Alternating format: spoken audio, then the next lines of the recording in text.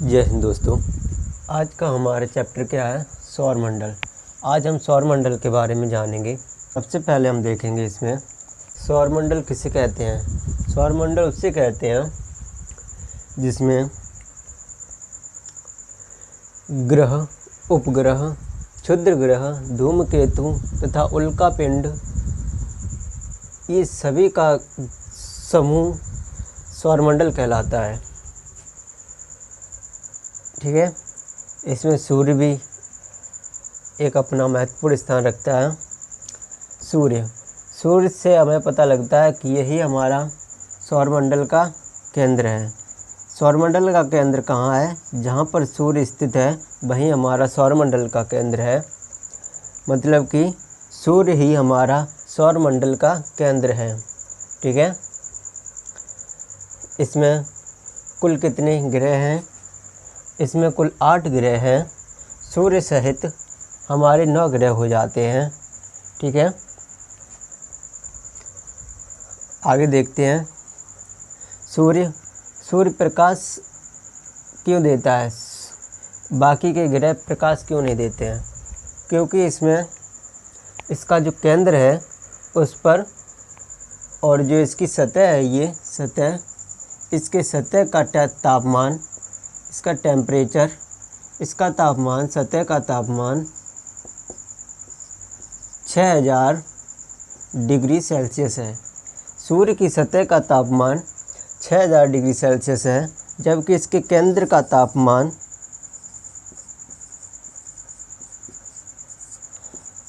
15 million degree Celsius है। ठीक है। और इसमें नाभिकीय संलयन की क्रिया होती रहती है। इसके कारण ये सूर्य चमकता रहता है। ये आग का गोला इसीलिए बना हुआ है क्योंकि इसके अंदर नाभिकीय संलयन की क्रिया होती रहती है। इसमें जब 2 हाइड्रोजन मिलते हैं तो वो एक हीलियम का निर्माण करते हैं, और यही हीलियम आगे चलकर ऊर्जा को अथवा ऊष्मा को मुक्त करता है, अपने से ऊष्मा को अलग करता है, उत्सर्जित करता है। इसी कारण से इसमें ये क्रिया इसमें निरंतर चलती रहती है। इसी कारण ये सूर्य हमेशा तपता रहता है, प्रकाश देता रहता है। ठीक है। हमसे पूछा जाए कि सूर्य प्रकाश क्यों देता है? सूर्य इसलिए प्रकाश देता है क्योंकि इसके अंदर नाभिकीय संलयन की क्रिया होती रहती है। ठीक है। अभी देखिए, मैंने आपको क्या बताया कि सूर्य प्रकाश क्यों देता है? क्योंकि इसमें नाभिकीय संलयन की क्रिया होती रहती है। ठीक है। सूर्य के पास में कौन सा ग्रह है? जो कि बुध ग्रह है। बुध ग्रह सूर्य के सबसे नज़दीक ग्रह है, जो कि इसकी परिक्रमा नज़दीक होने के कारण सूर्य की परिक्रमा ये कितने दिनों में पूरी करता है? ये परिक्रमा इसकी 88 दिनों में पूरी करता है। ठीक है। यह सूर्य के अधिक नज़दीक होने के कारण ये दिन में अधिक गर्म हो जाता है और रात में अधिक ठंडा हो जाता है। इसलिए इस बुध ग्रह पर जीवन संभव नहीं है। ठीक है। और इसका कोई अपना वायुमंडल भी नहीं है, क्योंकि इससे जो फ्लेमिंग आती है वो इस पर सीधी टकराती है, क्योंकि वायुमंडल इसका तो है नहीं, और सीधी इस पर टकराती है। इसलिए दिन में ज़्यादा गर्म हो जाता है और रात में अधिक ठंडा हो जाता है। इसलिए इस पर जीवन संभव नहीं है। अगले पर चलते हैं। और बुध का अपना कोई उपग्रह भी नहीं है। शुक्र पर चलते हैं। शुक्र को भोर का तारा अथवा सांझ का तारा भी कहते हैं। शुक्र, इसका भी कोई अपना उपग्रह नहीं है। बुध और शुक्र ये 2 एकमात्र ऐसे ग्रह हैं जिनका कोई अपना उपग्रह नहीं है। ठीक है। और ये अधिक चमकता है। सूर्य की सीधी किरणें इस पर टकराती हैं, और सबसे चमकीला ग्रह शुक्र ही है। आगे चलते हैं। तीसरे नंबर पे आती है हमारी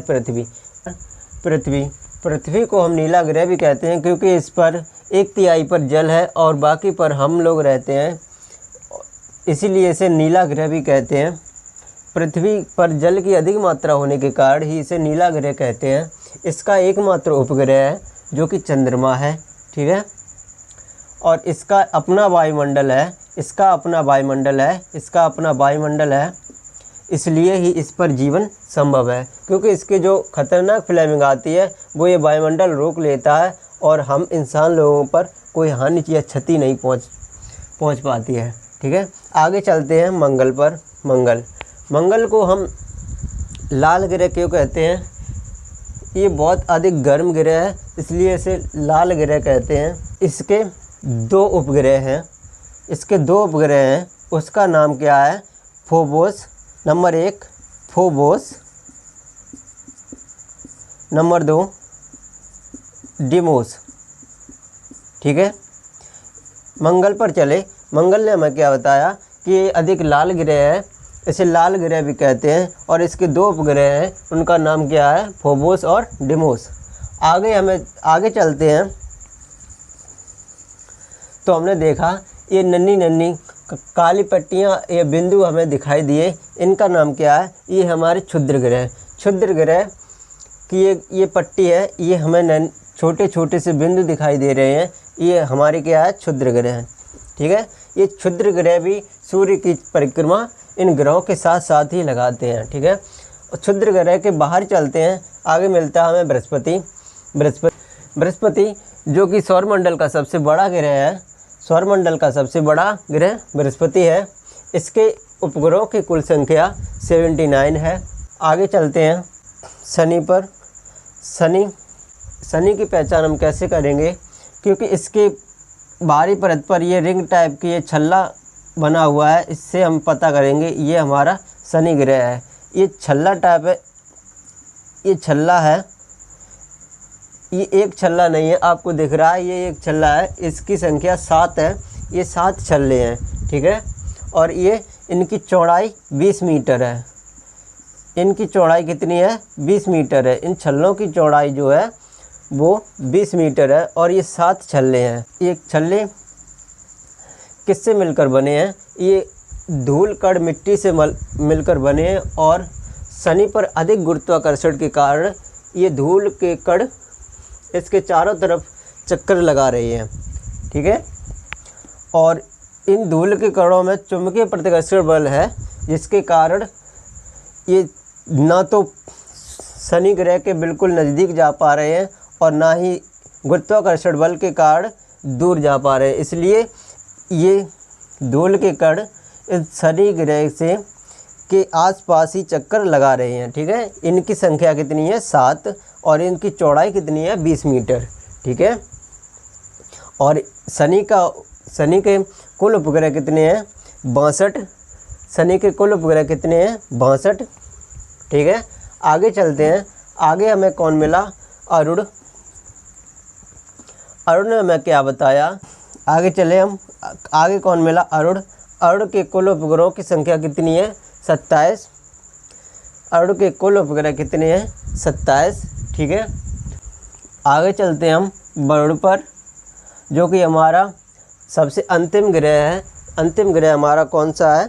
वरुण हमारा सौरमंडल का सबसे अंतिम ग्रह है। सूर्य से देखा जाए तो सबसे अंतिम ग्रह कौन सा है? वरुण। सबसे अंतिम ग्रह कौन सा है? वरुण। इसके उपग्रहों की संख्या कितनी है? 14। और यही ग्रह जो है ये इन बाकी ग्रहों से अधिक ठंडा है। ये हमेशा इतना ठंडा रहता है, बहुत बर्फ़ से भी ज़्यादा ठंडा, क्योंकि सूर्य का प्रकाश इस पर ज़्यादा पहुंच नहीं पाता है। सबसे ठंडा ग्रह कौन सा है? वरुण। हमने देखा सौरमंडल में, हमने देखा सूर्य को, ये सूर्य सौरमंडल का केंद्र है। केंद्र बिंदु कहाँ है? जहाँ पर हमारा सूर्य स्थित है। सूर्य से हम आगे बढ़ते हैं, हमें मिलता है बुध। बुध ने हमें बताया कि हमारे पास कोई अपना उपग्रह नहीं है। आगे चलें और हम इन बाकी ग्रहों से सबसे छोटे हैं और मैं इस सूर्य की परिक्रमा 88 दिनों में पूरी कर सकता हूँ या कर भी लेता हूँ। ठीक है, आगे चलते हैं। हमें मिला शुक्र ने हमें बताया कि मैं सबसे चमकीला ग्रह हूँ, इसलिए मुझे भोर का तारा अथवा सांझ का तारा भी कहते हैं इसका। और इसने बताया कि मेरे पास भी कोई अपना उपग्रह नहीं है। ठीक है, आगे चले। आगे हमने देखा पृथ्वी ने हमें बताया कि पास 1/3 में जल है और बाकी में इंसान लोग रहते हैं, और यही 1/3 जल के कारण इसे नीला ग्रह भी कहते हैं। और पृथ्वी ने हमें क्या बताया कि मेरे पास एक उपग्रह है और उसका नाम क्या है, चंद्रमा। ठीक है, आगे चलते हैं। आगे मिला हमें मंगल ने बताया कि मैं अधिक लाल ग्रह हूँ और मैं तप्त ग्रह भी के नाम से भी जाना जाता हूँ। सबसे गर्म ग्रह भी कौन है, मंगल। ठीक है, इसके 2 उपग्रह हैं जिनका नाम नंबर 1 फोबोस है, नंबर 2 डेमोस है। आगे हमें ये छोटे छोटे बिंदुओं की पट्टियाँ मिली। इन पट्टियों को हम क्या कहते हैं, क्षुद्र ग्रह, जो कि ग्रहों को आपस में बांटती हैं। इन 4 ग्रहों को अलग बांटती हैं और इन 4 ग्रहों को अलग बांटती हैं। ठीक है, इनको हम ठोस ग्रह कहते हैं। क्षुद्र ग्रह से इधर वाले ग्रहों को हम क्या कहते हैं, ठोस ग्रह, और क्षुद्र ग्रह की पट्टी से बाहर वाले ग्रहों को हम क्या कहते हैं, गैसीय ग्रह। गैसीय ग्रह। ठीक है, क्षुद्र ग्रह से अंदर वाली पट्टी को हम क्या कहते हैं, जिसमें 4 ग्रह उपस्थित रहते हैं, इसे हम कहते हैं ठोस ग्रह, तथा क्षुद्र ग्रह की पट्टी से बाहर वाले 4 ग्रहों को हम कहते हैं गैसीय ग्रह। ठीक है, आगे चलते हैं। हमें मिलती है बृहस्पति। बृहस्पति ने हमें बताया कि मेरे पास कुल 79 उपग्रह हैं और मैं इन बाकी ग्रहों से सबसे बड़ी हूँ, और मेरे पास 79 उपग्रह हैं, जिनमें से सबसे बड़ा उपग्रह गैनीमीड है। गैनीमीड न केवल इसका बड़ा उपग्रह है, बल्कि इन पूरे सौरमंडल में से सबसे बड़ा उपग्रह गैनीमीड ही है। ठीक है, आगे चले। शनि मिला। शनि ने हमें बताया कि मेरे चारों तरफ 7 धूल कणों की पट्टियाँ घूम रही हैं। ठीक है, और इसने बताया कि मेरे पास कुल 62 उपग्रह हैं। आगे चले हमें मिला अरुण ने बताया कि मेरे पास कुल 27 उपग्रह हैं। आगे चलते हैं, हमें मिला वरुण। इसने बताया कि मैं इन बाकी ग्रहों से सबसे ठंडा ग्रह हूँ और मेरे पास कुल उपग्रहों की संख्या 14 है। इसके पास कुल उपग्रहों की संख्या कितनी है, 14।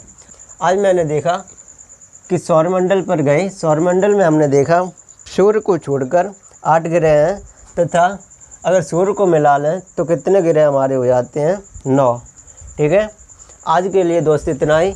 अब मिलते हैं अगली वीडियो में, जिसमें हम इस सौरमंडल को विस्तार से आपको पढ़ाएंगे और प्रत्येक ग्रह के बारे में आपको विस्तार से बताएंगे। ठीक है, अब मिलते हैं अगली वीडियो में। जय हिंद।